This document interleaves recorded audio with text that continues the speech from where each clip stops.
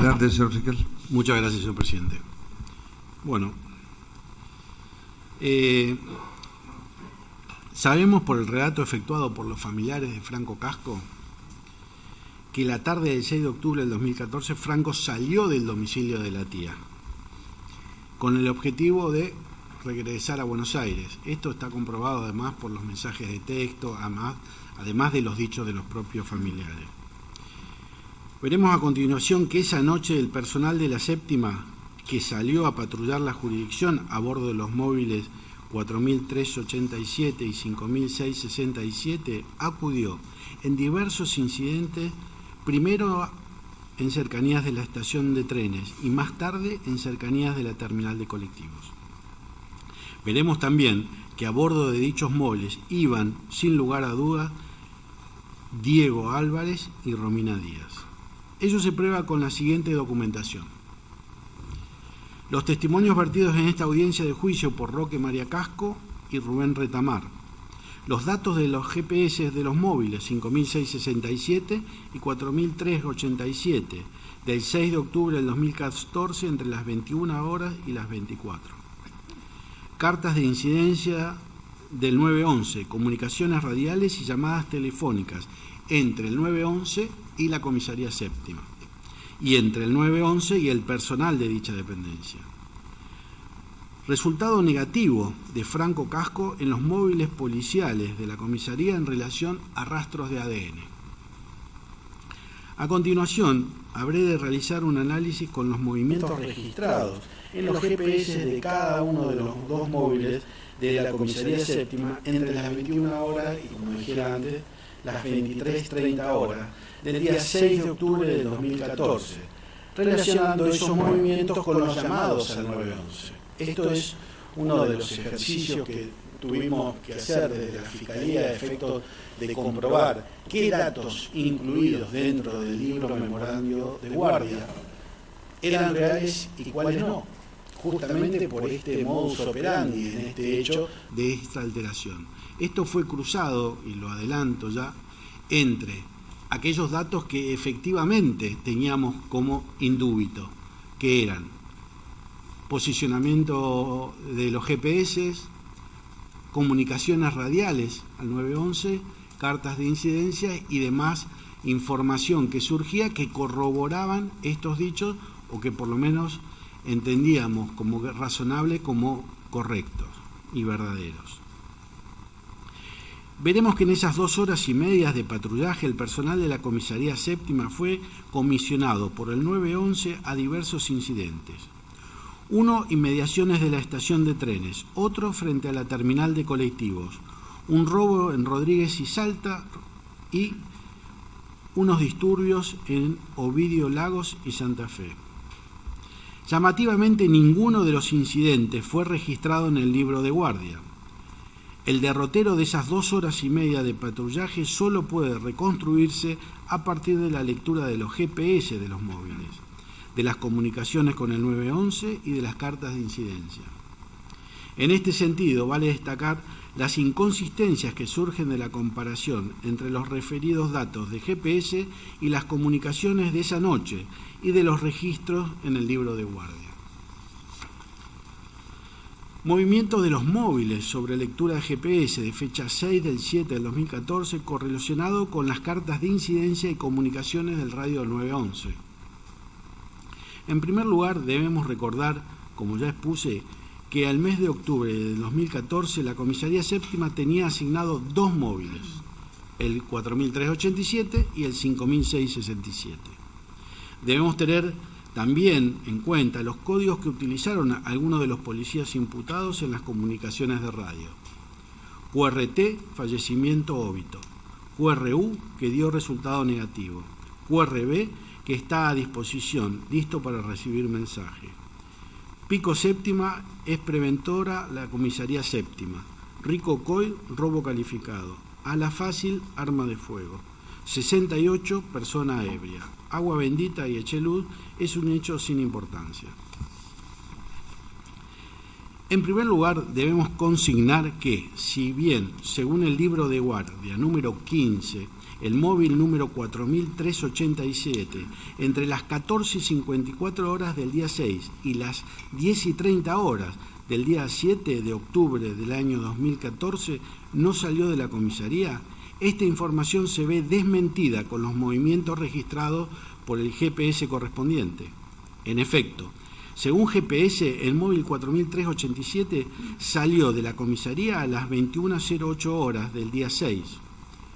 Próxima a esa hora, a las 21:05, en el libro de guardia se registró que Álvarez salió en ese horario con personal en el móvil 5667. Lo asentado en el libro de guardia en este punto se contrapone a sí mismo con la lectura del GPS del móvil 5677, según el cual este vehículo recién salió de la comisaría a las 21:45 horas. Por las comunicaciones de radio remitidas por el 911, Álvarez inicia el patrullaje en el móvil 4387, o sea que, a pesar de lo consignado en el libro de guardia, se puede afirmar que a las 21:08 horas del día 6 de octubre del 2014, Álvarez salió de la comisaría a bordo del móvil 4387 con personal a su cargo. Veremos también a continuación que entre las 21 horas y las 23:30 horas del día 6 de octubre del 2014 ocurrieron en jurisdicción de la Comisaría Séptima 4 incidentes en los que la Central de Emergencias 911 dio intervención a dicha dependencia. El primer incidente es con el colectivo de la línea 110, carta de incidencia número 6063932. 21 a 24 horas, ingresa llamado al 911 dando cuenta de que varios masculinos están rompiendo un colectivo de la línea 110. La persona que llama da cuenta de que el chofer va a esperar el móvil policial en Lagos entre Güemes y Brown. Confrontar carta de incidencia referida.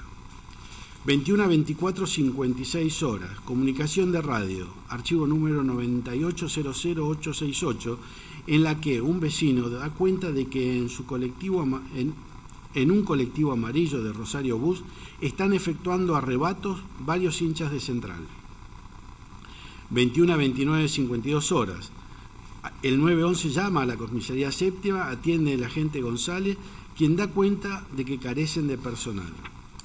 21 a 30 horas, informan que en Ovidio Lagos, entre Güemes y Brown, la línea 110 de Rosario Bus es amarillo y no tiene número de interno. A pesar de la comunicación de la comisaría en la que se dio cuenta de que carecían de personal, de la lectura del GPS surge que el móvil 4387 se dirigió al lugar de los hechos. En efecto, según GPS, a las 21:32 horas, dicho móvil se encuentra detenido en Lago Bis 0 al 99 y permanece allí hasta las 21:40 horas, momento en el cual se pone en movimiento. 21 a 34:08 horas, mientras el móvil está allí parado, Álvarez se comunica al 911, archivo 9800958, y dice que son el 4387, que está con la unidad del 110. Ahí, frente al shopping, le rompieron un vidrio la hinchada de Central. Ahí está cerca Central Octavo el chofer con la unidad. Y después dice: el pasaje 55 no pidió a nadie, QRU de este lado. A las 21:40:08, como ya dijimos, el móvil 4387 se pone en movimiento. A las 21:42:51 horas, el móvil 4387 está detenido nuevamente en la comisaría. A las 21:46:48, Álvarez avisa que cambia de móvil al 5667, archivo 9801055. Vale decir que Diego Álvarez se dirigió en el móvil 4387 al incidente de la línea de colectivo 110 a calle Ovidio Lagos entre Brown y Güemes y, tras regresar a la comisaría, salió a las 21:46:48 a bordo del móvil 5667.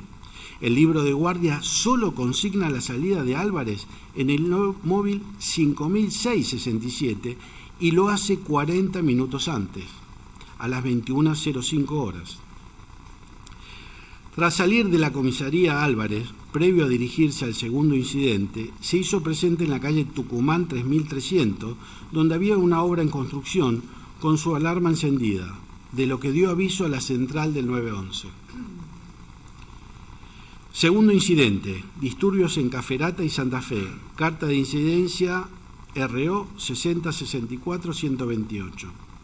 En este incidente tuvieron intervención los dos móviles de la comisaría séptima.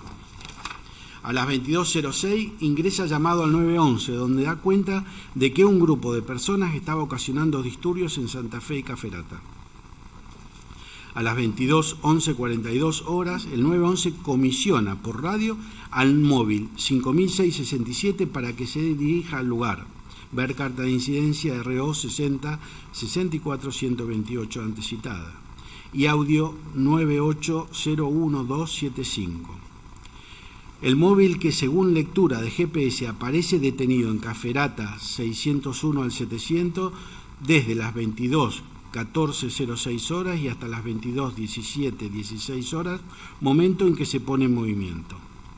Este móvil, el 5667, en el que comprobamos que Álvarez iba a bordo, conforme a audio ya referido, minutos antes de este incidente ya había estado detenido en el lugar, aunque por calle Santa Fe a la altura 3551-3600, concretamente entre las 21:48:38 y las 21:50:54 horas. A su vez, a las 22:15:45 horas, el móvil 4387 también se hace presente en el lugar y se detiene por calle Santa Fe, concretamente Santa Fe 3550-3599. Corresponde a la esquina de Santa Fe y Caferatas. En este punto, y por unos minutos, ambos móviles confluyen en el mismo lugar. Uno lo hacen por calle Caferata, el número 5667, y el otro, el 4387, lo hace por calle Santa Fe. Estando los dos vehículos en el lugar, a las 22:16:18 horas, el móvil 4387 recibe una comunicación de radio del 911 que lo comisiona a un hecho de robo al que luego me referiré y quien atiende Álvarez. Responde QRT en Santa Fe y Avellaneda. Audio número 9801-326. Recordemos que QRT refiere a un óbito, un fallecido. La lectura del GPS de los móviles arroja que ninguno de los dos se detuvo en ese lugar, Santa Fe y Avellaneda. Solo el móvil 4387 pasó por Santa Fe y Avellaneda a las 22:18:58 horas, pero nunca detuvo su marcha en el lugar. Es más, tras la comunicación del 911, en la que Álvarez respondió QRT en Santa Fe y Avellaneda, el móvil 4387 permaneció detenido en Santa Fe y Caferata por unos minutos más. En efecto, recién se puso en marcha a las 22:18:39 horas y, reitero, el móvil 4387 pasó por Santa Fe y Avellaneda a las 22:18:58 horas, pero nunca detuvo su marcha en ese lugar. Nótese que no hay ni comunicaciones con el 911, ni comunicación alguna que dé cuenta de la convocatoria y la existencia en Santa Fe y Avellaneda de una persona muerta. Entonces, cabe preguntarse, ¿quién los comisionó al lugar? Si existió un óbito, ¿por qué no se labraron actuaciones? ¿Por qué finalmente ninguno de los móviles concurrió al QRT? En este punto no podemos descartar que ese óbito no haya existido y que lo que está sucediendo era que el personal policial estaba ocupado en alguna actividad que por sus propias características los aquí imputados no quisieran o no pudieran dejar constancia. Tras retirarse el móvil 4387 de Santa Fe y Caferata, luego de andar por varias arterias de la ciudad, detuvo llamativamente su marcha varios minutos entre las 22:45 y 33 horas y 22:56:46 horas en Santa Fe al 2900, entre Supacha y Richeri, cuadra donde se encuentra ubicada la guardia del Hospital Agudo Ávila, específicamente Santa Fe 2930. Tercer incidente, robo en Rodríguez y Salta, Carta de incidencia de RO 6064-182.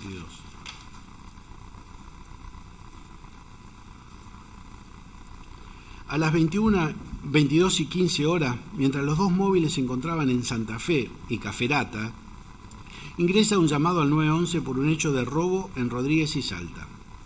A las 22:15 y 28 horas, la central de emergencia 911 se comunica con la comisaría por el hecho de robo y la persona que atiende, una persona de sexo femenino, le avisa que el móvil 4387 está en QRB. Ante ello se libra comunicación de radio con el móvil 4387, oportunidad en la que Álvarez, estando el móvil aún detenido en el incidente de Santa Fe y Caferatas, responde que el móvil estaba en QRT, en Santa Fe y Avellaneda, situación esta que ya fue referida. A las 22:17:04, evidentemente ante la respuesta del móvil 4387, cuando se lo comisiona a este hecho, el 911 se comunica al móvil 5667, que, reitero, estaba parado en el mismo lugar que el 4387, pero por calle Caferata, y lo comisiona al hecho de robo. Atiende Álvarez y manifiesta: solucionado lo de Caferata y Santa Fe. La operadora 911 le da cuenta del hecho de robo y Álvarez responde: dale, yo me estoy arrimando de la comisión anterior. A partir de ello, a las 22:17 y 16 horas, el móvil 5667 se pone en movimiento. A partir de las 22:18 y 29 horas y las 22:24 y 48 horas, se suceden varios diálogos entre la central de emergencias 911 y Álvarez, a bordo del móvil 5667, en el que le van dando mayores precisiones del hecho de robo al que fue comisionado. Ver en este sentido los audios 980-1339, 980-1343, 980-1349, 980-1356, 980-1363 y 980-1380, hasta que finalmente Álvarez pudo entrevistarse con la víctima del hecho. Luego de ello, a las 22:29 y 42 horas, el móvil 5667 regresa a la comisaría séptima, donde permanece detenido hasta las 10 horas del día 7 de octubre del 2014.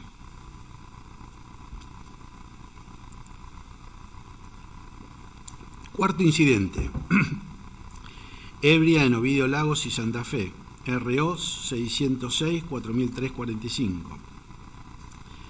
A las 23:02 se recibe un llamado al 911 por una mujer ebria en Santa Fe y Ovidio Lago que está ocasionando disturbios.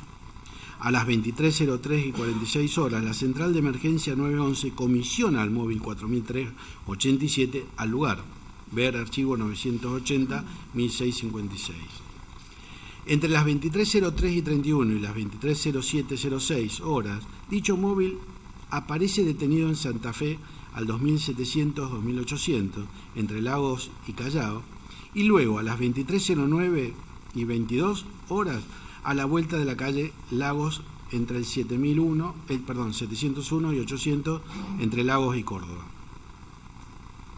A las 23:13-20 horas se libra comunicación de radio con el 911, en la que Díaz manifiesta: ahí Santa Fe y Lagos, una triple del lugar, agua bendita y eché luz. Nos retiramos, QRU para esa.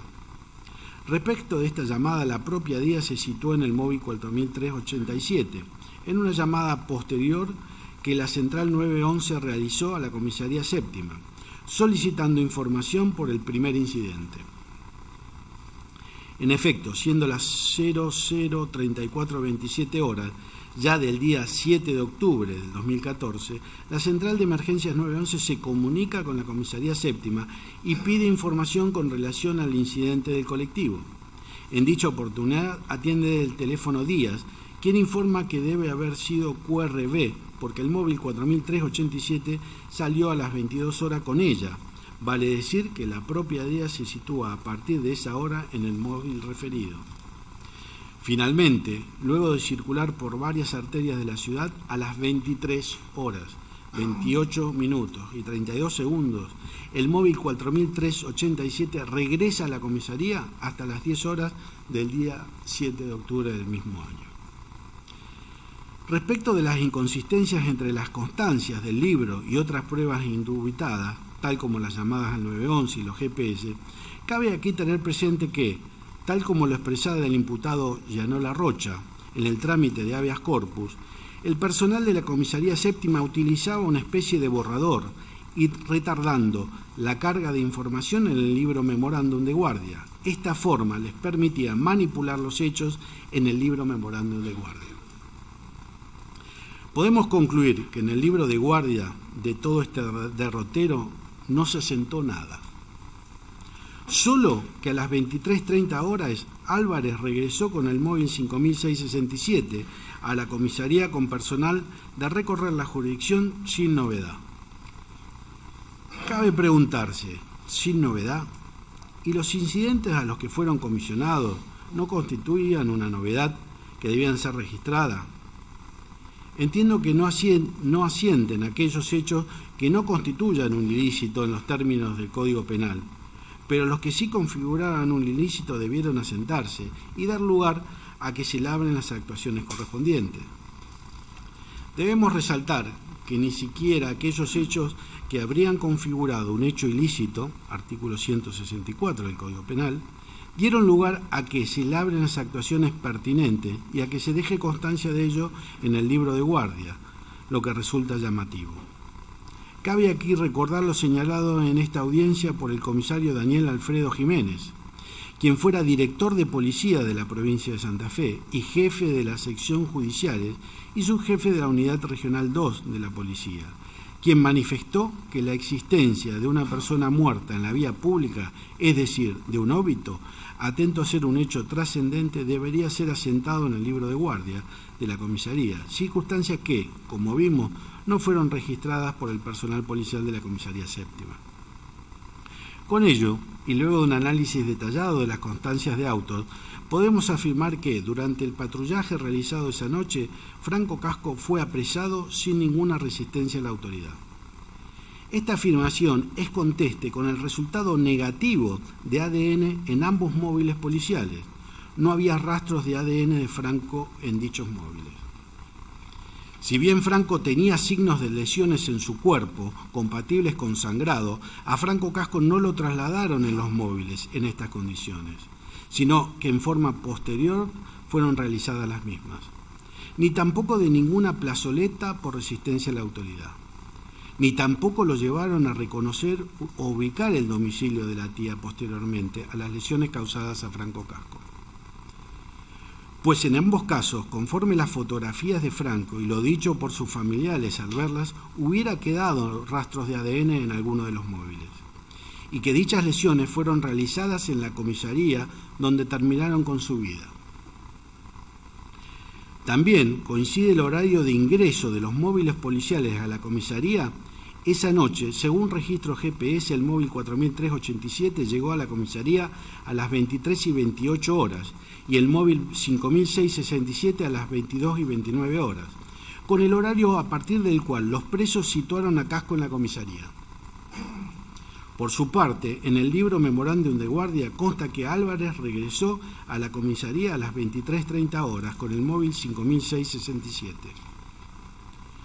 En cuanto a las personas, la prueba de la detención en fecha 6 de octubre por la noche también vale recordar la declaración testimonial de Ramón Casco, la declaración testimonial de Elsa Godoy, de fojas 548-550, que fue incorporada por lectura. Ramón Casco también afirmó que en relación a una de las veces que fue a la comisaría séptima a averiguar por Franco, que allí le dijeron que lo habían detenido el día 6 a la noche. Además, Elsa Godoy, en la declaración incorporada por lectura, fojas 548-550, dice: el comisario me dijo que lo habían detenido el día 7. Esto me llamó la atención porque el papá me había dicho que cuando él fue a la comisaría séptima le dijeron que lo habían detenido la noche del día 6.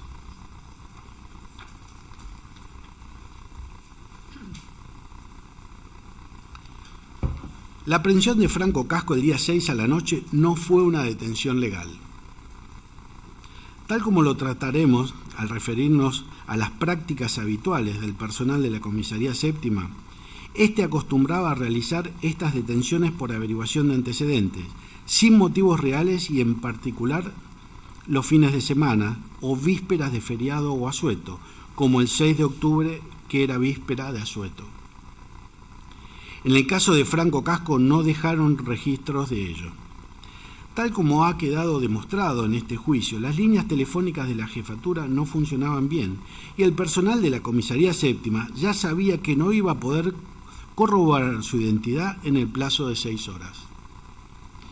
Por lo demás, la detención de Casco tampoco obedeció a un supuesto de flagrancia, pero para el caso de que lo hubiera registrado de ese modo, tampoco iban a cumplir con el plazo de 2 horas para notificar al fiscal, como establecía el protocolo de flagrancia elaborado por el fiscal regional número 2, circunscripción Jorge Baclini, resolución del 6 del 2014, del 4 de febrero del 2014, vigente a la fecha de los hechos. Como dijo Álvarez, los fiscales no atendían a la madrugada. Además, tal como los propios imputados manifestaron, esa noche no tenían personal suficiente para el registro y las notificaciones pertinentes. Que quede claro que Franco Casco sufrió una privación ilegítima de la libertad desde el mismo momento en que fue detenido. En tal sentido, se le preguntó a Álvarez quién era el encargado de controlar que se cumpliera con el plazo máximo de 2 horas para poner en conocimiento al fiscal de una detención en flagrancia, y el imputado contestó que ese control lo hacía el fiscal. Claro está, que el fiscal contaba inicialmente solo con la información que le daba la policía, por lo cual mal podía controlar a los funcionarios policiales respecto de sus incumplimientos.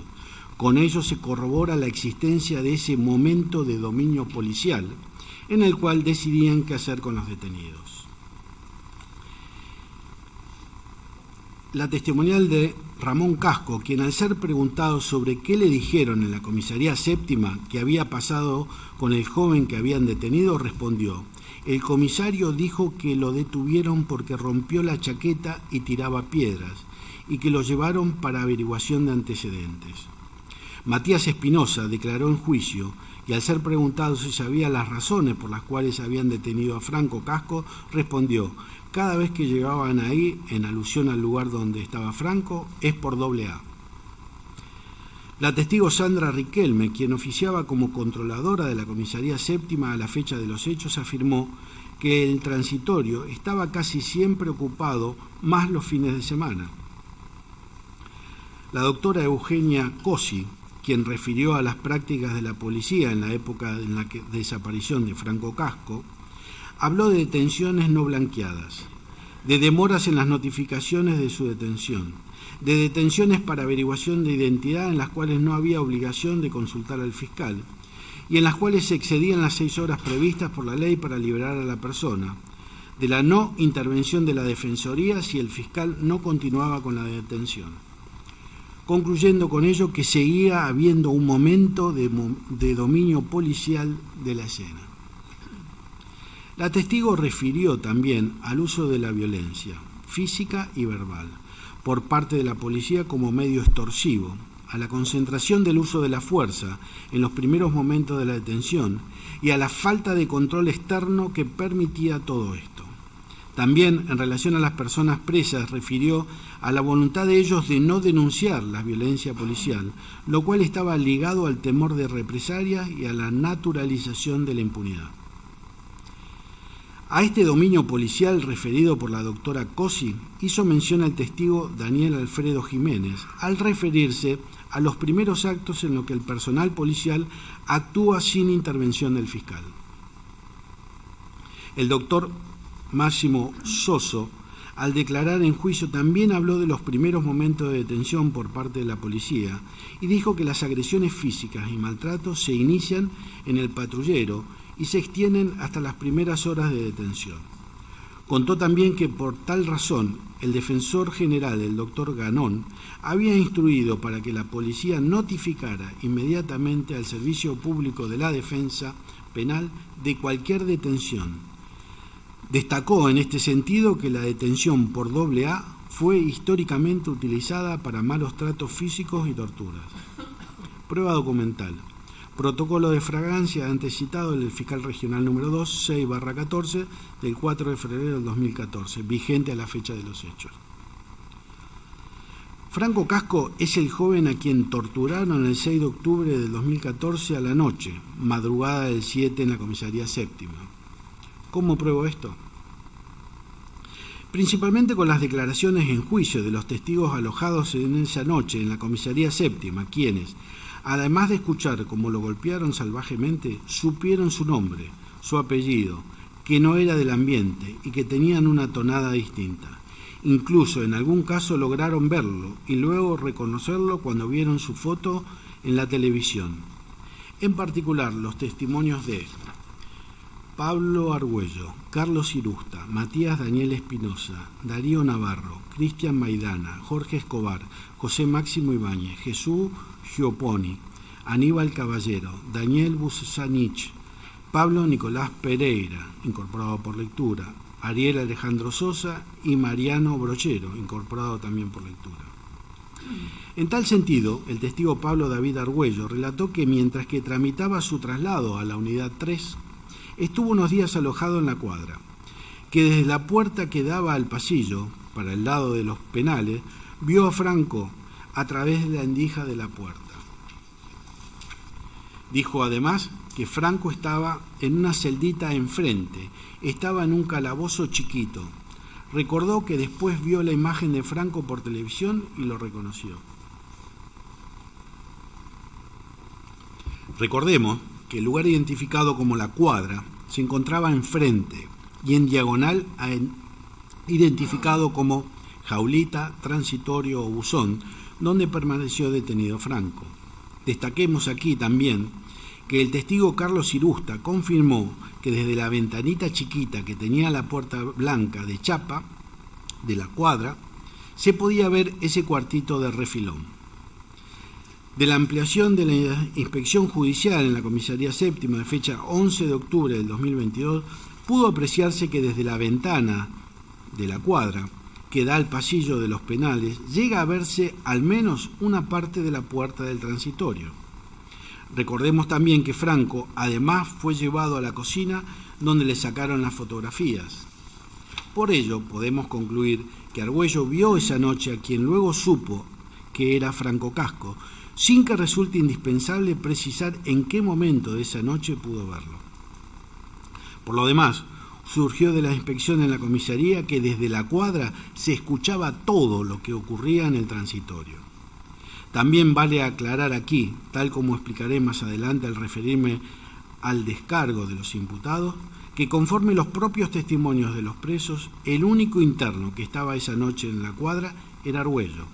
Ver en tal sentido el testimonio de Daniel Ruiz, quien relató que estuvo alojado en la cuadra por un tiempo, pero no esa noche. El testimonio de Matías Espinosa y el testimonio del propio Argüello. Por otra parte, Matías Daniel Espinosa manifestó que Franco, la autoridad le pegaba. El chico le decía, no me peguen más, si ya me tienen detenido. En un momento, el oficial le preguntó cómo se llamaba y ahí dijo Franco Casco. Y después nos enteramos que lo encontraron muerto, relató el testigo. En esta audiencia, el testigo Darío Escobar Navarro relató que esa noche, mientras se encontraba tomando mate con unos compañeros, escucharon cuando fueron a pedirle los datos a una persona que había ingresado y ésta contestó, Casco. Luego se le pidió que aclarara si se refería a Fernando o Franco y el testigo dijo Franco. Navarro añadió que la mayoría de estos alojados en el penal, a partir de la noticia que salió por televisión, identificó a Casco como el chico que estuvo ahí esa noche. El testigo Jorge Escobar señaló que un día anterior al día de la visita femenina, recordemos que esa visita se daba los días martes y jueves, a altas horas de la madrugada, se escuchó que entraron varios policías golpeando a una persona y que este muchachito gritaba. Escobar recordó que él le gritó a la policía que le dejaran de pegar porque tenía la voz de un amigo oriundo de la ciudad de Puerto San Martín, que se llamaba Franco Godoy. ¿Qué sos, Franco Godoy?, le preguntó Escobar a aquel muchacho al que le estaban pegando, y contestó: no, soy Franco Casco. Los testigos refieren a este joven no era del ambiente, no era como ellos, lo cual resulta coincidente con Franco. De hecho, según expresó su familia en las testimoniales brindadas y como quedó plasmado en el informe socioambiental de Fojas 1560-1562, Franco era un chico trabajador que nunca había tenido problemas con la ley. En ese informe también se dejó constancia de que un amigo de Franco, presente en la entrevista, recordó que solo fueron detenidos por la policía una vez por ser menores y estar sin documentos, pero que la situación se resolvió enseguida, ya que cada uno comunicó con su familia, quien fueron a buscarlos con la documentación correspondiente. Los testigos en este juicio quisieron explicar de este modo que Franco denotaba no ser del ambiente, en referencia a que no estaba acostumbrado a sufrir detenciones, por la forma en que gritaba cuando le pegaban y por cómo se dirigía al personal policial. Entiende en este sentido la Fiscalía que claramente Franco no era de ese ambiente. En este sentido, Jesús Ismael Giupponi recordó que le pareció que Franco nunca había estado en ese ambiente, ya que lloraba, se quería ir y que creía que no aguantó, que lo hubieran metido ahí adentro, ya que las personas que no estaban acostumbradas a que las metan en una jaulita no aguantarían ni un minuto.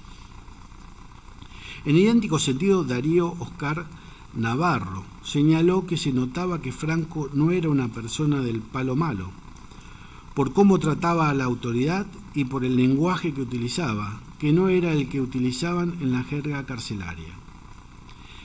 Daniel Busanich, del mismo modo, señaló que se notaba que Franco no era del ambiente carcelario, sino de uno diferente. El testigo Pablo Argüello refirió que Franco no manejaba el lenguaje tumbero, típico de ese ambiente. Aníbal Caballero señaló que Franco no era un chico como ellos, porque si no, no se hubiera defendido de otra manera.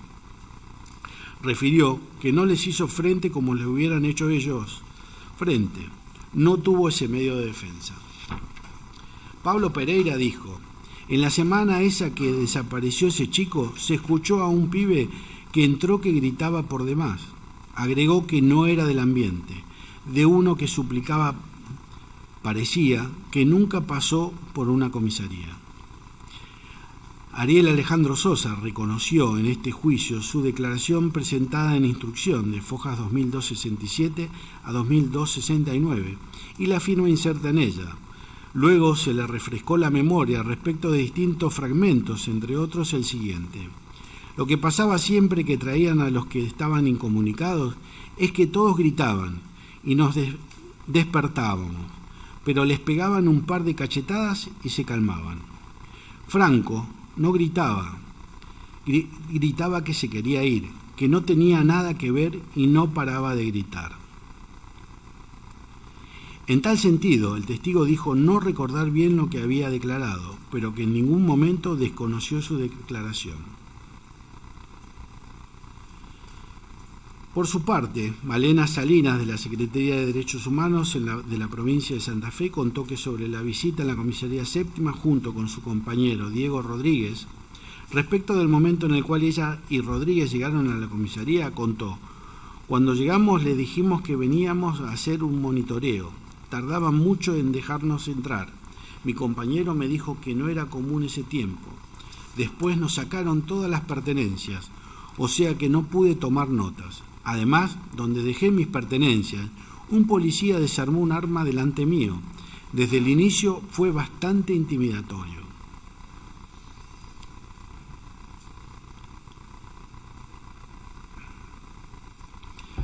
Respecto de las entrevistas con los internos, a quienes primero les preguntó por las condiciones de detención, dijo: después le pregunté si habían visto a Franco Casco. Había un detenido que estaba enfrente mío, arriba de una lata de pintura. Arriba mío había un televisor. Con la mano izquierda señaló el televisor y me dijo si era el que había salido ahí. Me dijo con el dedo y dijo que lo habían tenido verdugueando ahí hasta que se le pasó la mano. Salinas También manifestó que intentaban cuidar a quienes declaraban y aportaban información. Agregó que mientras ocurrían las entrevistas, el personal policial estaba intimidando y paseando, sin dejarlos hacer las entrevistas como correspondía. Por su parte, Diego Rodríguez contó la visita a la comisaría junto con su compañera Malena Salinas. Este testigo dijo que hubo 2 personas que dieron información sobre el paso de Casco por la comisaría séptima y que uno de ellos fue Carlos Argüello, a quien volvió a ver en la unidad 3. En consonancia con lo declarado por Diego Rodríguez, Argüello contó en su testimonio que habló con el personal de la Secretaría de Derechos Humanos y les contó sobre los maltratos, los golpes y que esa noche había escuchado gritar a Franco y después no gritó más. No pudo precisar el testigo Argüello si esa charla ocurrió en la comisaría séptima o cuando fue trasladado a la unidad 3. Amén de lo expuesto, vale decir que el paso de Franco por la comisaría séptima no está cuestionado, ni siquiera por los imputados, solo que ellos alteran parte de la documentación y ubican ese evento el día 7 de octubre a partir de las 13 horas aproximadamente. Los documentos que prueban este paso de Franco por la comisaría séptima son las fotografías de Casco agregadas a las actuaciones policiales, cuyos originales se encuentran en Secretaría, firma inserta en el acta de conocimiento de derechos, que fue peritada y se concluyó que pertenece a Franco Casco, según informe de Fojas 4195-4209, fichas dactiloscópicas agregadas a las actuaciones policiales que corresponden a Franco Casco. Ver en tal sentido los informes de Fojas 1167 y 1348 del expediente principal. Por otra parte, como ya se mencionó, este hecho se prueba también con la inspección judicial de la comisaría séptima, que convalida las expresiones de los testigos en relación a la disposición de los lugares, la distancia entre ellos y que podía verse y escucharse allí adentro.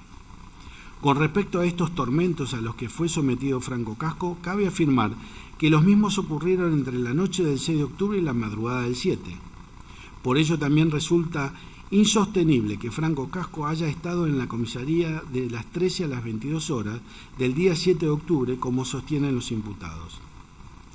Ello se prueba con las testimoniales de Darío Navarro, Cristian Maidana, Daniel Busanich, Jesús Giupponi, Pablo Argüello, Matías Daniel Espinosa, Miguel Noriega, Daniel Ruiz, Aníbal Caballero, Pablo Pereira, incorporado por lectura, Ariel Alejandro Sosa y Mariano Brochero, incorporado por lectura. En tal sentido, Darío Oscar Navarro señaló que fue a eso de las 2 o 3 de la madrugada. Cristian Maidana y Daniel Busanich refirieron que fue entre las 3 y las 4 de la mañana. José Ismael Giupponi señaló que los gritos eran de noche, de madrugada. Pablo Argüello recordó que en el pabellón se acostaban alrededor de las 12 de la noche y que Franco entró poco después de ese horario. Matías Daniel Espinosa relató que cuando le pegaban a Franco Casco era de noche, después de medianoche. Miguel Omar Noriega relató que era de noche cuando se escucharon esos gritos de dolor que no eran normales. Daniel Alberto Ruiz también recordó que la golpiza de Franco sucedió durante la noche. Aníbal Caballero recordó que se escucharon los gritos, que era de madrugada. Era de noche porque siguieron durmiendo y descansando porque al otro día tenían visitas. Pablo Pereira dijo que fue de madrugada, a varios nos despertaron los gritos. Ariel Alejandro Sosa, con la declaración ya formulada en cuanto que dijo no recordar lo declarado, pero no negó haberlo hecho, dijo: yo me había levantado porque ya estaba durmiendo y me despertaron los gritos, después me volví a acostar. Esto fue después de la cena, era de noche tarde, había pasado mucho tiempo desde que habíamos cenado. Mariano Brochero dijo que era de noche cuando entraron al chico y que cuando nos levantamos a las 7 de la mañana no lo escucharon más. Agregó el testigo Busanich, en respuesta a una pregunta de la defensa sobre el horario en que cayó detenido Franco, que era de noche, no me acuerdo la hora, la tele se apaga a las 10 de la noche, ya se apagaba la tele y no te la dejaban prender por más. No les sabría decir si fue a las 12 de la noche o 11 o 1 de la mañana. Estos testigos manifestaron que en ningún momento vieron ni escucharon a Franco Casco al día siguiente. Dicho esto, podemos concluir que los hechos que sufrió Franco Casco y que relataron los testigos ocurrieron indefectiblemente entre el 6 de octubre del 2014 y a la noche y el 7 de octubre a la madrugada. Esto se prueba con los testimonios de los presos ya referidos, alojados en la comisaría séptima el día 6 de octubre a la noche, actuaciones policiales originales, informes sobre peritaje de las fichas dactilares agregadas a fojas 4195-4209, los relatos de los presos sobre la noche en la cual Franco Casco fue torturado y finalmente murió. No pudo ser otra que la noche del 6 de octubre, madrugada del 7.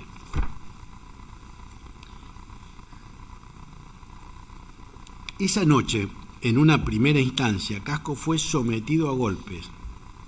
Pararon por un rato y allí le tomaron sus datos personales. Lo ficharon y le sacaron fotografías. En estas aparece claramente golpeado y con la ropa mojada. Luego volvieron a pegarle. Después de esta golpiza hubo un silencio total. Esto sucedió indefectiblemente esa noche porque hasta el día 6 a la tarde Franco estuvo en lo de su tía, María Casco, y luego durante el día ya ningún detenido volvió a ver o escuchar a Franco Casco en la comisaría. Y ya durante ese mediodía, el día 7 de octubre, ya los imputados empezaron a armar las actuaciones por la presunta detención de Franco Godoy. Armaron el legajo policial que contenía fotografías, firma y fichas de Casco, hicieron llamadas a la Fiscalía, a Medicina Legal, al Agudo Ávila e incluso fueron con fichas de Casco a la sección dactiloscopía para cotejarlas. Recordemos la secuencia relatada por los detenidos respecto a que la misma fue golpiza inicial sin mediar palabra, extracción de fichas, fotos y luego nuevamente golpiza.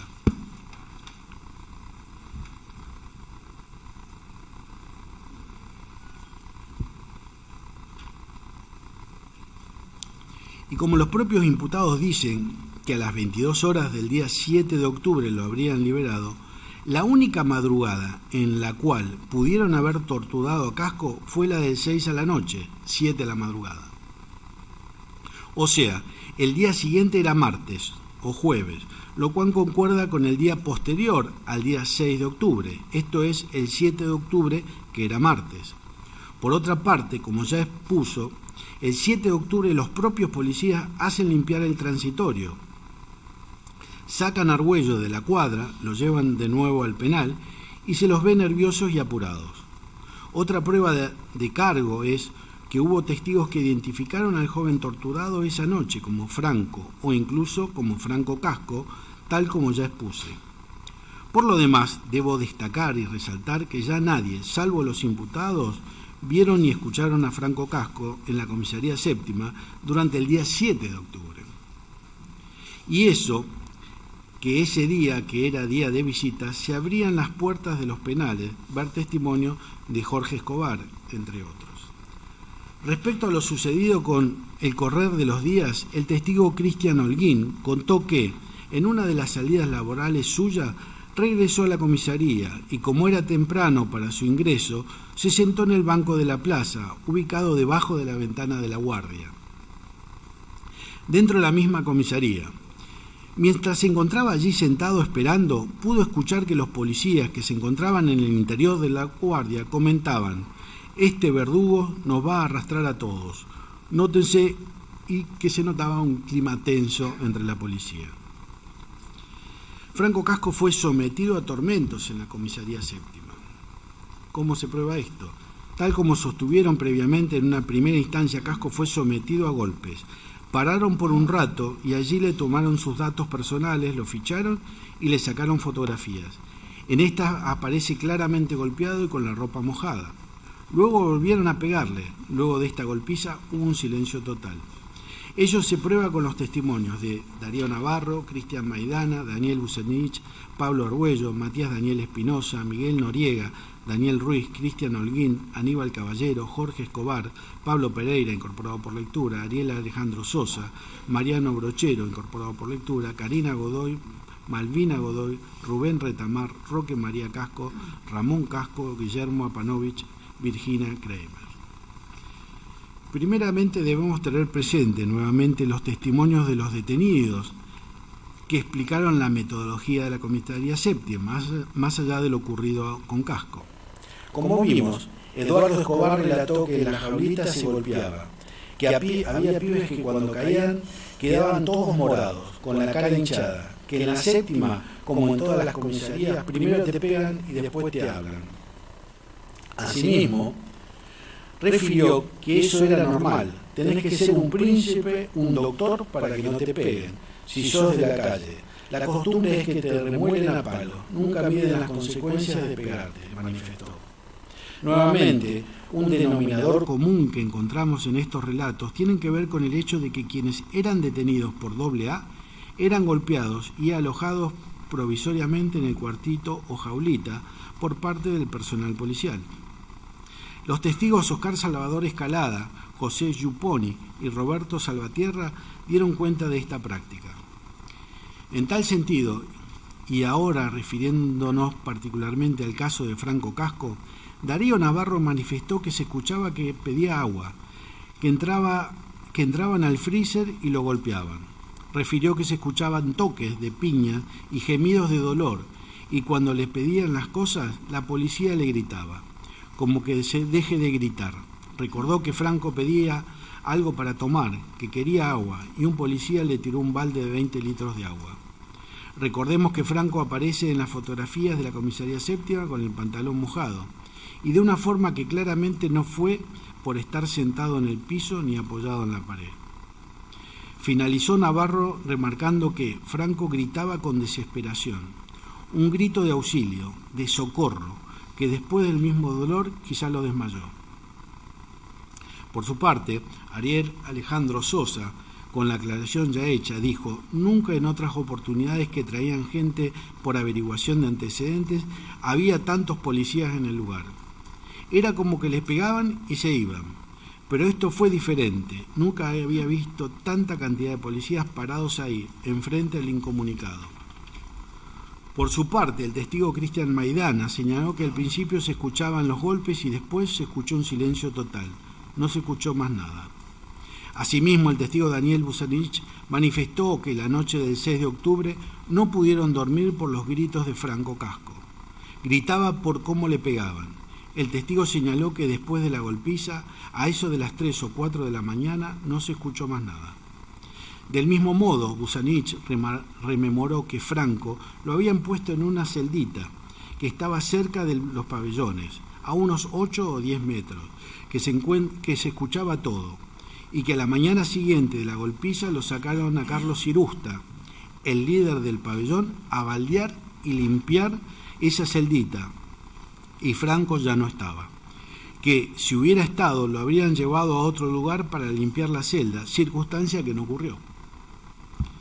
Pablo Argüello refirió que Franco Casco lo metieron en el calabozo y con él entraron 3 personas de la comisaría y empezaron a pegarle, que también había una mujer que era de la guardia de la comisaría que sostenía la puerta. También recordó que todos tenían uniforme de policía, que a Franco le tiraron agua y que se escuchaban sus gritos cuando lo golpeaban. Que si bien en un momento dejaron de pegarle, luego volvieron a entrar a la celda y empezaron a pegarle nuevamente, que la mujer policía le decía a uno morocho peticito de lente y a otro que estaba allí que dejaran de pegarle porque se les iba a ir la mano, que después se escuchó un golpe seco y no se escuchó más nada, que recuerda que llamó a Franco y este no le contestó, y le dijeron que saliera de la reja porque a él le iban a dar también. De estas 2 sesiones de tortura que sufrió Franco Casco, Argüello recordó que la primera golpiza duró más tiempo, que ahí le dieron más golpes y que en la segunda los golpes fueron más certeros, porque después de eso Franco no se escuchó más. También recordó al testigo Argüello que al mediodía del día siguiente, de la noche antes relatada, lo sacaron de la cuadra. Dijo que se acercó el subcomisario gordito de lente y le dijo que tenía que cruzar al pabellón sí o sí, y entonces lo llevaron al penal 2 de la vuelta. Matías Daniel Espinosa manifestó que escuchó todos los golpes, que el chico gritaba, que no le peguen más, y la policía le seguía pegando. No seas marica, le decían, callate la boca, decime cómo te llamás, te vamos a moler a palos. Que cuando Franco les dijo sus datos, le seguían pegando. No seas marica, le decían. Hasta en un momento no se escuchó más nada.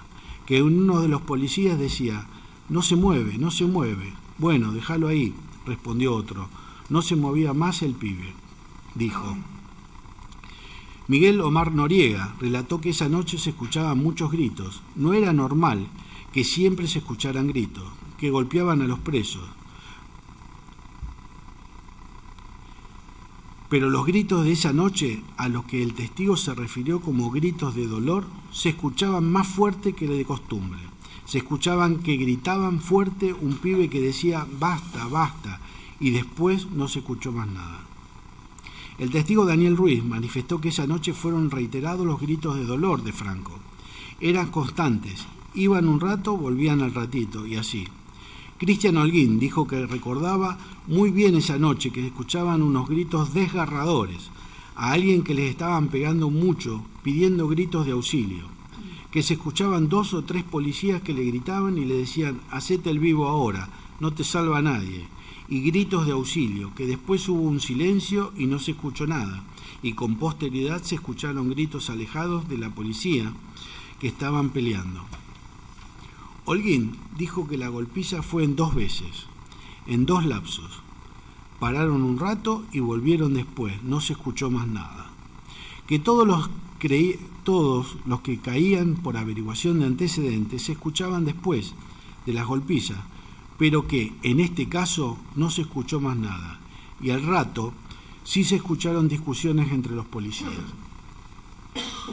Aníbal Caballero señaló que lo de los gritos habría durado 1 hora, 1 hora y media, que el chico gritaba que le pasen agua, que cuando se levantaron al día siguiente ya no lo vieron. Jorge Escobar dijo que a Franco Casco lo sacudían por todas partes, lo golpeaban exageradamente, que se escuchó que Franco les decía que le dejen de pegar, se escuchaba que lo golpeaban exageradamente y el chico gritaba demasiado, refirió. Recordó que la golpiza duró aproximadamente 2 horas. Respecto de esto, Jorge Escobar recordó que Franco había caído en la peor guardia, que era la del petizo Morochito, a quienes los compañeros le tiraron la bronca porque se les había ido la mano pegándole. Recordó que los compañeros del peticito hablaban entre ellos en este sentido.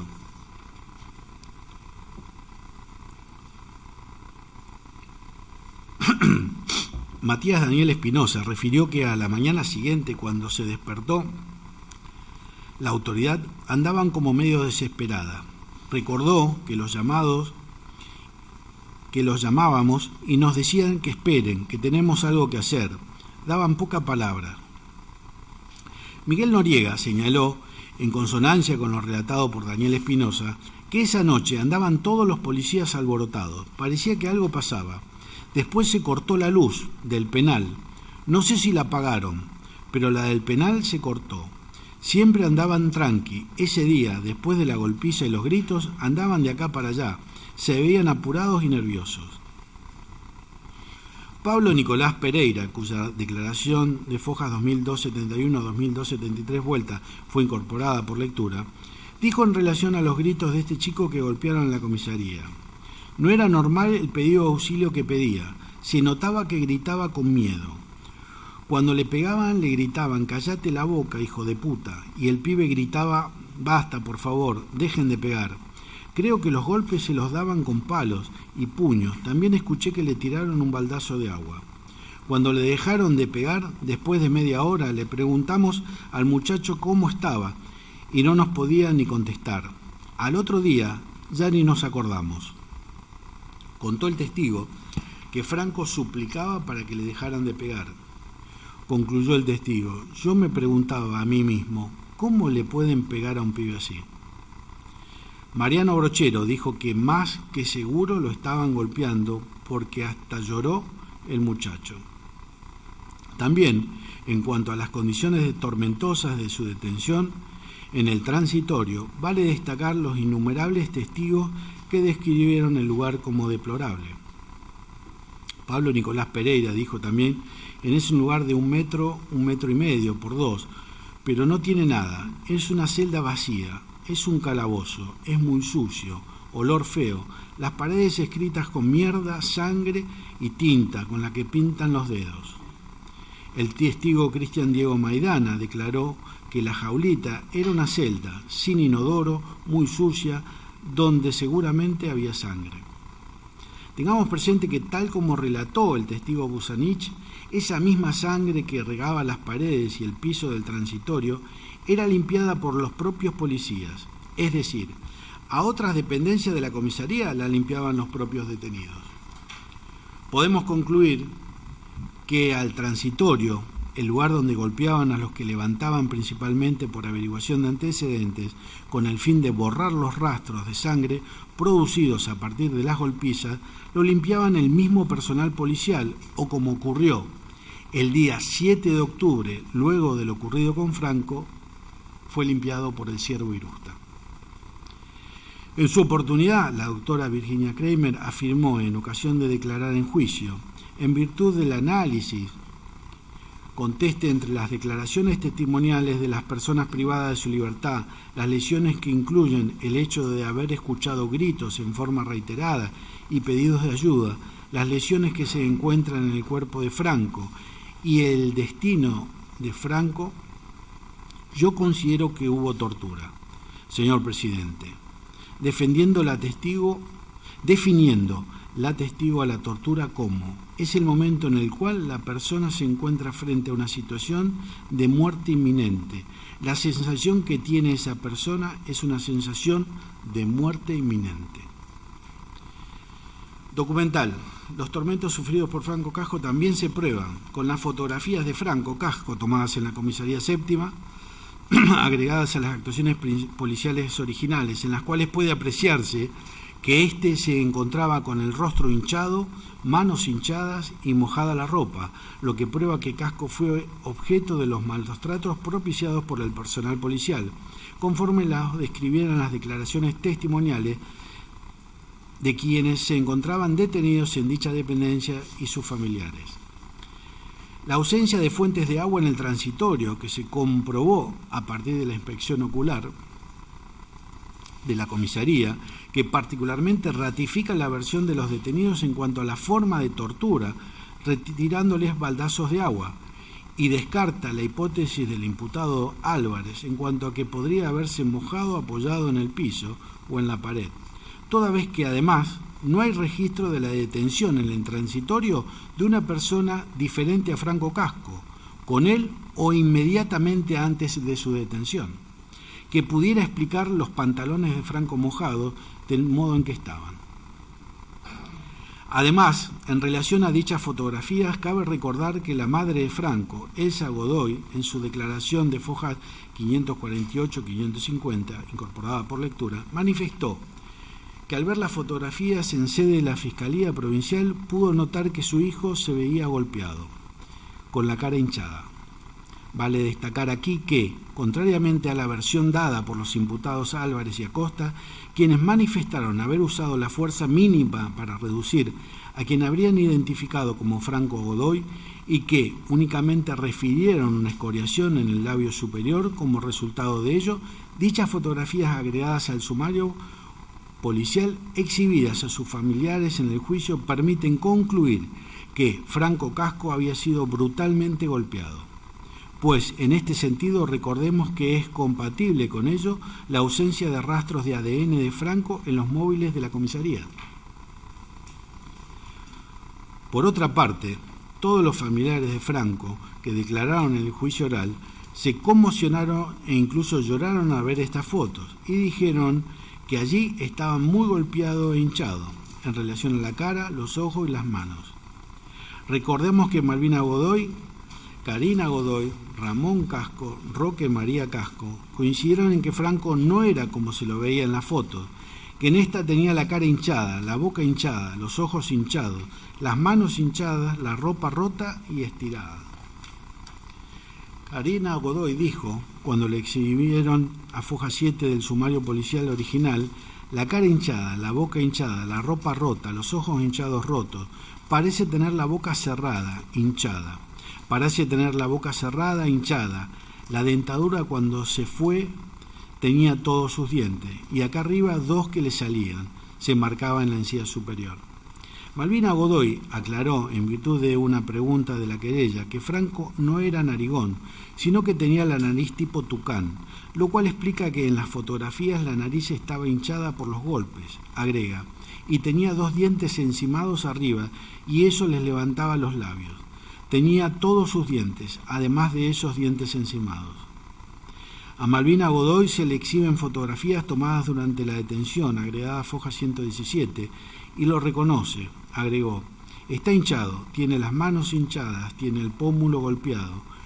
Yo le veo manchas de sangre cerca de la boca. Lo veo con los ojos hinchados como que lloró. Está mojado. Franco no vino así a Rosario. Yo lo noto golpeado.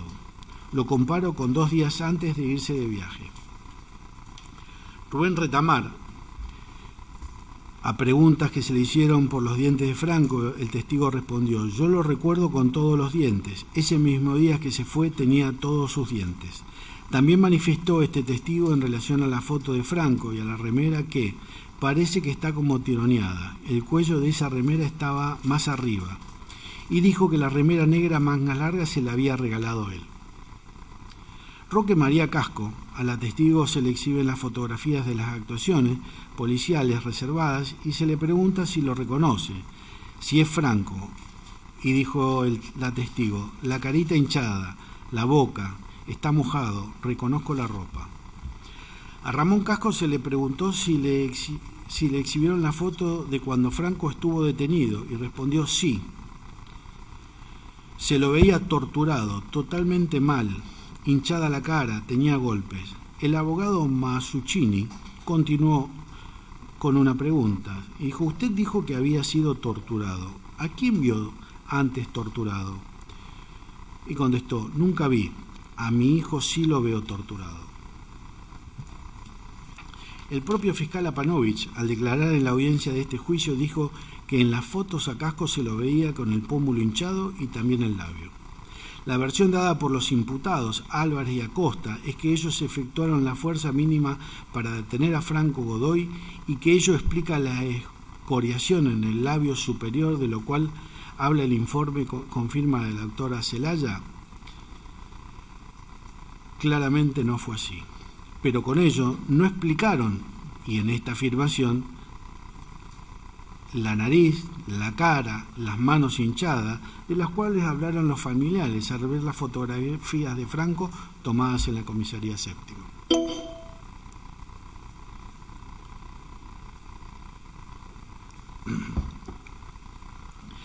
Franco Casco murió por asfixia, como consecuencia de los tormentos a los cuales fue sometido en la comisaría séptima en manos de los aquí imputados. Esto se prueba con informes técnicos periciales. La primera autopsia llevada a cabo en el Instituto Médico Legal de Rosario, número 3845/2014, cuya copia del acta obra agregada a fojas 1244, 1247 y su ampliación indagatoria con el número 853/2000, ampliación identificada con el número 853/2014, que obra agregada a fojas 260-261 de autos, en la cual se concluyó: se puede considerar que el tiempo de inmersión y tiempo postmortal es compatible con la fecha de desaparición del llamado casco. Nueva autopsia efectivizada por el Cuerpo Médico Forense de la Corte Suprema de Justicia, con estudios complementarios y junta médica, todo ello glosado a fojas 2570 a 2606 y fojas 2928 a 2982. En las conclusiones se dijo, entre otros puntos, que se constató lesiones traumáticas de abolición de 3 dientes, lo cual reconocería como antecedente la escoriación en el labio superior, de la cual se da cuenta en el expediente. Que se detectaron signos de inmersión prolongada y avanzado estado de putrefacción, que se le realizaron estudios de plancton negativos. En el informe odontológico agregado a Fojas 2576-2581 consta que se ha podido determinar la faltante de 3 piezas dentarias en el cuerpo de casco y se constataron lesiones en las tablas óseas de los 3 alvéolos correspondientes a esos dientes, permitiéndole al profesional interviniente arribar a la conclusión de que con ello se relacionan las pérdidas de las 3 piezas dentarias con traumas acompañados de la avulsión espontánea de los 3 dientes correspondientes a lesiones vitales. Del estudio de los maxilares se define que en vida todas las piezas dentarias se encontraban presentes y su erupción y evolución era acorde a la edad del individuo. En particular, este punto, lesiones vitales que le produjeron la posterior avulsión de 3 piezas dentarias, puede relacionarse con la escoriación del labio superior de Franco, que los propios imputados y la doctora Celaya en su informe médico refirieron como la única lesión que tenía el cuerpo de la víctima. A esta conclusión también arribó la Junta Médica, ver Fojas 2971 del informe. Recordemos aquí que el testigo Félix Rodríguez explicó que la caída del tercer diente de Franco ocurrió entre las 2 autopsias en las que él participó, ya que en el primer acto ese diente estaba y en el segundo ya no. Pero en definitiva, la avulsión fue post-mortem de los 3 dientes por causa de lesiones vitales, ver Fojas 2971. En este informe odontológico también se hizo una aclaración en relación al hallazgo de coloración levemente rosada que presentan algunas piezas dentarias del maxilar inferior. Se puede decir que corresponde a un fenómeno denominado diente rosa, que se encuentra en algunas ocasiones en cadáveres que permanecieron sumergidos o en lugares húmedos o fríos. En el informe histopatológico agregado a Fojas 2582-4 se dejó constancia que la observación microscópica del tejido pulmonar de la presencia de sobredistensión alveolar y ruptura de tabiques alveolares, los cuales se hallan adelgazados y con focos de hemorragia intersticial. Adelgazamiento. En las conclusiones, pulmón, hemorragia intersticial, enfisema. Connota la putrefacción de los tejidos, limita las conclusiones diagnósticas. Adelantamos aquí que cuando se le preguntó a la doctora Kramer sobre el significado de estas conclusiones, la testigo afirmó que ello era compatible con el denominado pulmón de lucha, compatible a su vez con la muerte por asfixia. Asimismo, debe tenerse en cuenta el informe labrado por la doctora Medavar, en la cual se plasmó que no se constató plancton en cavidades cardíacas, esternón, fémur ni coxis, ver Fojas 2574 a 2575.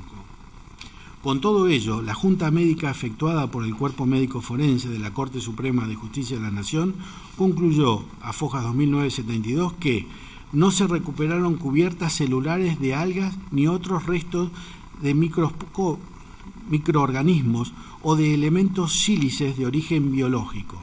Ver informes 1556 a 1557. Ni se constataron partículas de plancton mineral en las cavidades cardíacas, fémur, esternón y tejidos óseos. Ver informe 2574 a 2575. Lo que la Junta Médica concluyó en cuanto a que no se encontraron plancton en ninguno de los estudios efectuados permite establecer la ausencia de signos de sumersión en el cuerpo de Franco Casco, lo que implica considerar que Franco Casco no sufrió asfixia por sumersión, sino que fue arrojado sin vida al río Paraná. Si bien la Junta afirmó que había signos de inmersión, maceración, pérdida de partes blancas, acción depredadora de peces, destacó también que de sumersión, es decir, ingreso de agua al torrente sanguíneo en vías aéreas y pulmonares,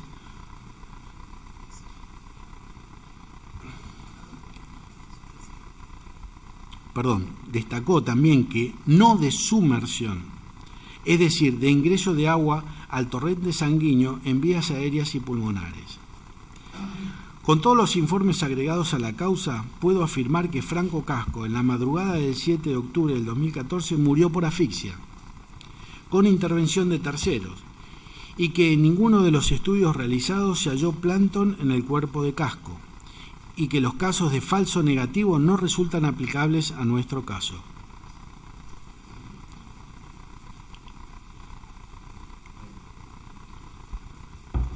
En cuanto a la identificación del cuerpo de Franco Ezequiel Casco, DNI número 38.530.992, hallado en el Río de la Plata, cabe mencionar los siguientes informes técnicos. La autopsia plasmada a fojas 260/1, el informe del laboratorio de genética forense, fojas 5798-805, y el informe pericial del EAF de 771/2019, de foja 5806/29. El informe de fojas 5864 a 5879, en el cual el Cuerpo Médico Forense de la Corte Suprema de Justicia de la Nación concluye que existe una probabilidad superior al 99,99% de que Ramón Casco, Elsa Godoy, fueran padre y madres biológicos de quien en vida fuera Franco Ezequiel Casco.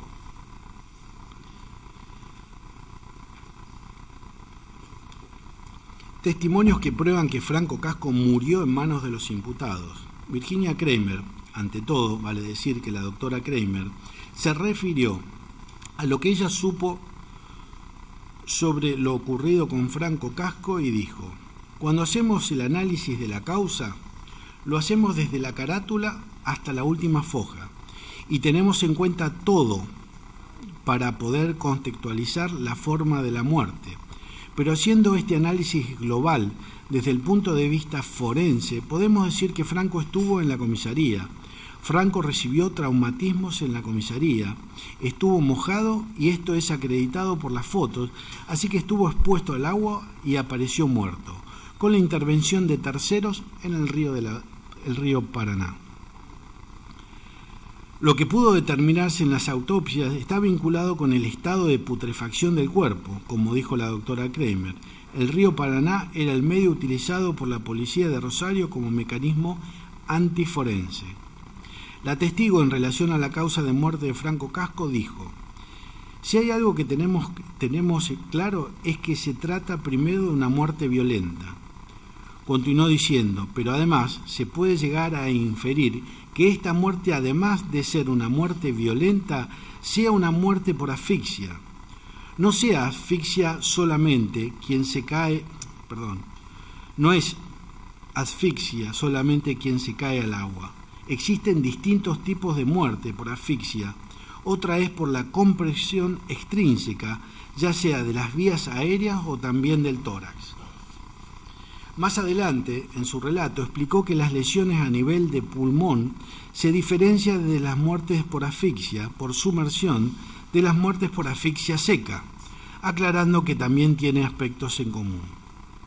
Continuó diciendo en cuanto a los puntos en común que el organismo trata de respirar, hace fuerza para respirar y al hacer esa fuerza para respirar produce la ruptura de las paredes alveolares. Esta ruptura genera la pérdida de sangre y el edema en las paredes de los alveolos que permanecen sin romperse. Esto se denomina pulmón de lucha y es algo característico de la asfixia.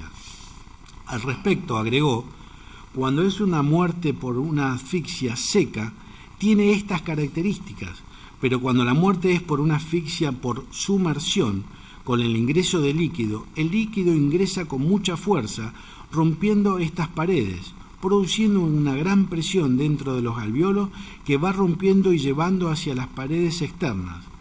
Pero a diferencia del otro, vamos a tener la sustancia líquida dentro del pulmón. ¿Qué encontramos en Casco?, se preguntó la doctora Kramer. Encontramos sí un pulmón de lucha, pero no encontramos agua. A continuación, la doctora Kramer, en virtud de una pregunta del tribunal sobre si en el cuerpo de la víctima no se había hallado agua o si ello no había podido determinarse, explicó: no se pudo determinar por las condiciones del cuerpo, pero las características de ruptura de los alvéolos no son exactamente iguales cuando irrumpe el agua. Y en alusión al caso de Casco dijo: aquí podríamos estar hablando de una asfixia producida por probablemente una constricción extrínseca del cuello o del tórax que produjo este pulmón de lucha. No podemos asegurar que esté relacionado con el ingreso de agua porque no ha tenido las características propias, pero además el estado de putrefacción que tenía el cuerpo no ayuda a ciertas aseveraciones. Luego se le preguntó sobre unos estudios histopatológicos que se hicieron en la autopsia en el año 2015, en donde el diagnóstico respecto de los pulmones dice hemorragia intersticial, enfisema, y si ese diagnóstico guardaba relación con su conclusión respecto de la muerte de Franco, y la doctora Kremer respondió: sí, claro, es lo que dije anteriormente, que la muerte se produce por asfixia. Puede haber un pulmón de lucha que se produzca por una sumersión o por una muerte por asfixia seca. Sigue siendo una asfixia. Con lo cual, cabe concluir que el pulmón de lucha del que habló la doctora Kremer es aquel que se observa en el estudio histopatológico correspondiente a Casco del año 2015, ver fojas 2582 a 2584, el cual se presenta en los distintos casos de asfixia. Finalmente, respecto de este punto, y al referirse al estudio de diatomeas, concluyó: su ausencia nos hace presumir que no murió por sumersión en el río de la Plata, el río Paraná. En resumidas cuentas, tal como sostuvo la doctora Kremer, Franco Casco murió por asfixia, pero no murió ahogado. La doctora se refirió también en su declaración a la constatación de lesiones en el cuerpo de Franco. En este sentido dijo: se pudo establecer la presencia de lesiones a nivel del maxilar superior que fueron corroboradas por la evaluación odontológica forense, con la presencia de un microfracturas a nivel del maxilar superior y a nivel alveolar. Las lesiones son vitales, es decir, que se produjeron en vida, no son post-mortem. Las lesiones son vitales. Las avulsiones, la caída de los dientes ya traumatizados es posterior.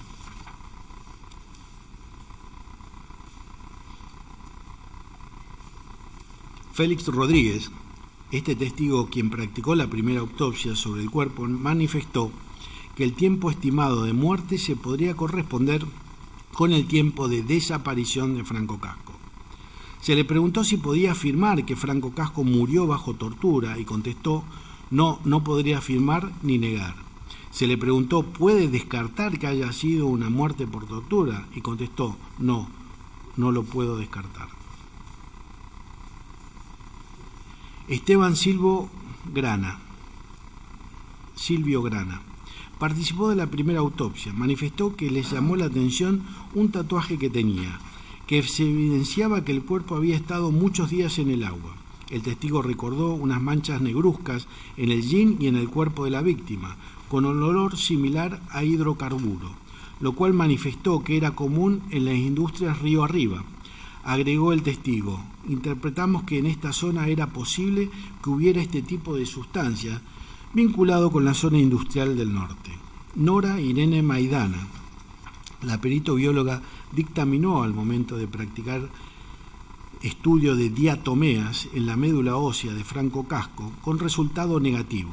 En tal sentido afirmó que no encontró nada, que no había ni siquiera un mínimo fragmento de cubierta celular en las muestras analizadas. La perita aclaró que lo que le llevó fue una muestra muy pequeña de médula ósea.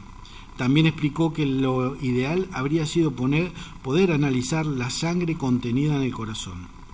Y aquí me permito recordar que el estudio de plancton mineral realizado por la doctora Medavar fue precisamente en el corazón, además de otros lugares, y también resultó negativo en cuanto al hallazgo de plancton. Ver en este sentido fojas 2574 a 2575.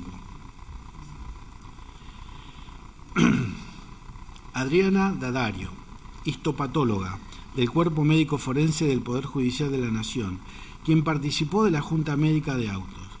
La Fiscalía consultó a esta testigo en cuanto a la indemnidad del hueso hioides, pues puede existir asfixia por compresión cervical a distintas alturas con las maniobras blandas que no generen lesiones en el hueso hioides. Y la doctora respondió: sí, por supuesto. El hueso hioides no es tan fácil de fracturar, más cuando hay maniobras blandas, más teniendo en cuenta las características anatómicas del hueso. En una persona joven todavía que no tiene osificación completa, es un hueso elástico, por lo tanto es mucho más difícil fracturar. Recordemos en este sentido la demostración de la doctora Kramer, en donde participó el doctor Mariano Barabani, de una toma en la cual se puede generar la asfixia sin dejar marcas ni romper el hueso hioides. Marta Maldonado, odontóloga forense del Cuerpo Médico Forense del Poder Judicial de la Nación. Al ser preguntada por el fenómeno de diente rosa hallado en el caso, explicó: se puede encontrar en cadáveres que están en posición supina o se pueden encontrar en cadáveres que están en medios húmedos y fríos. Es un fenómeno post-mortem que no define el tipo de muerte que tuvo. También, agregó en su testimonio, es escoriación en el labio superior, lo que aparece en el informe de la reautopsia del año 2014. Justamente la escoriación en el labio superior está ubicada en la posición donde están ubicadas las piezas perdidas. Esas piezas que se perdieron tienen relación con la escoriación en el labio superior. Nosotros, cuando vamos a hacer la autopsia, no leemos las autopsias previamente hechas. Después yo tuve a la vista esa reautopsia y vi escoriación en el labio superior, y ahí sí lo relaciono y me cierra más que solo esas 3 piezas se perdieran.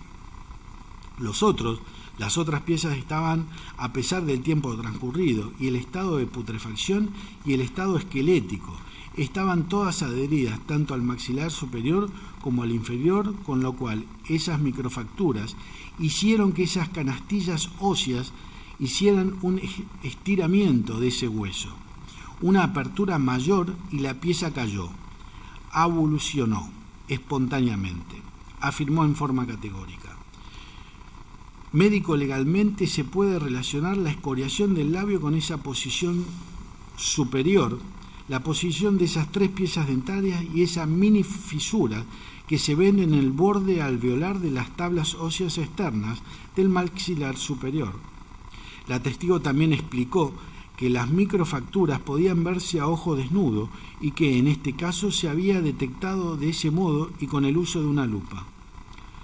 Susana Medavar, jefa del Laboratorio de Análisis Clínicos de la Morgue Judicial del Poder Judicial de la Nación, en lo que aquí interesa, explicó las diferencias entre el plancton mineral y diatomeas.